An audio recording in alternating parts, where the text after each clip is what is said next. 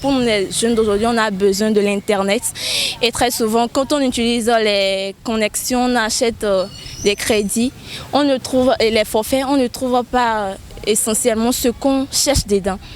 Ça finit vite, ça ne dure pas. Et puis, très souvent, on n'arrive pas à faire exactement ce qu'on veut au fait. Je crois que s'il pouvait avoir des marches pour encourager cela, moi, je suis très content parce que déjà la connexion Bénin, quand on achète la connexion, vraiment ça s'épuise très rapidement. On n'a pas une bonne connexion Internet. Les tarifs sont chers et après l'acquisition, on a encore du mal à utiliser encore l'Internet. Donc c'est une très bonne idée de réduire les tarifs et d'envoyer le 1 Go à 500 francs. C'est une très bonne initiative, mais à propos des revendications, je trouve que les méthodes utilisées sont peu recommandables. Quand on voit sur les réseaux sociaux comment les gens veulent à tout prix, les méthodes qu'ils utilisent et tout, les logos, je ne sais pas si vous avez vu, les logos MTN avec les croix et tout, je trouve que ce n'est pas la meilleure façon de revendiquer. C'est leur droit, je suis d'accord. Mais la façon de s'y prendre, je ne suis pas vraiment d'accord. L'opération Favi n'est pas une mauvaise opération. Moi, je crois que c'est une bonne initiative, à mon avis.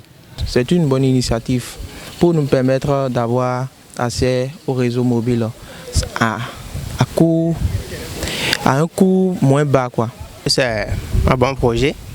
Ça pour aider les gens, surtout les jeunes étudiants comme nous, qui avons du mal à... Bon, pour les recherches, on a besoin d'assez d'unités.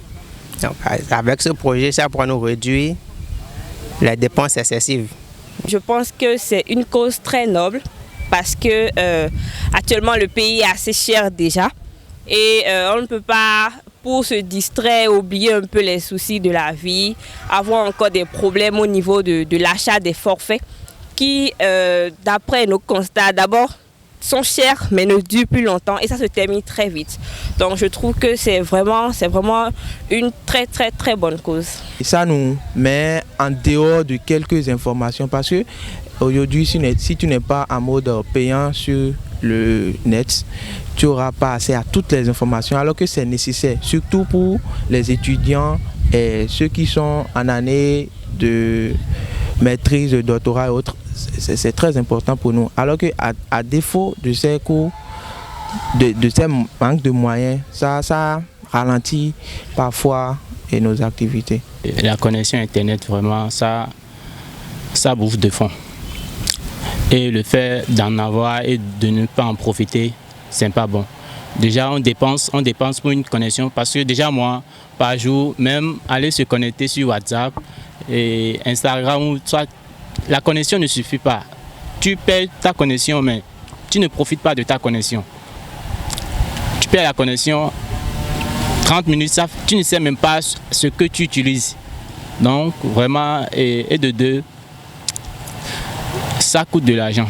Ça nous coûte de l'argent, la connexion Internet, ça nous coûte. Et si on pouvait réduire, ça serait très bon. Outre le fait de se connecter, discuter avec les amis, ça nous sert à faire nos recherches et autres. Donc si, par exemple, si j'achète pour faire 200, je me dis que je veux travailler selon une durée donnée. Et que triste est de constater que quand j'achète en même temps, ça ne fait pas assez de temps pour se terminer. Je pense que franchement, je suis vraiment déçue. Vraiment déçue. Côté quotidienne, c'est simple. J'utilise 50% de mon petit déjeuner dedans. Au lieu de payer quelque chose à manger, tu consacres ces sommes-là pour payer Internet. Mais quand tu payes Internet, ce que tu as à faire est important. Donc le coût d'Internet aussi est important. Du moment où le coût aussi est important, ça veut dire que la réduction dans la poche aussi est importante. Maintenant, du coup, ça pèse sur nous. Maintenant, du moment où ça pèse sur nous, ça veut dire qu'il y a une certaine volonté de sacrifice qu'on fait, pour ne pas dire économie de vente de ce qu'on mange au détriment de ce que nous payons comme Internet. Maintenant, sur le plan professionnel, il n'y a pas ce domaine où l'usage de Internet est moins. Donc, ça nous affecte négativement, en ce sens que il nous prend presque la moitié de nos dépenses. Chaque jour, une semaine, un mois et une année. Tu achètes forfait 200 et ça fait pas un truc de 15 minutes et on t'envoie le message en même temps que c'est fini. Et en plus de ça, il y a aussi la mauvaise qualité, bon, la fluidité du réseau, ça balance. Surtout à Porto-Novo, c'est pas la peine.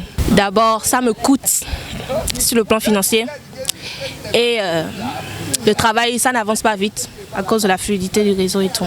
Le gouvernement doit avoir pitié de nous et les agences, les réseaux, la MTN, Move, Celtis aussi, doivent avoir pitié de nous et réduire les coûts de forfait là et de mettre en application les 1 giga Favi.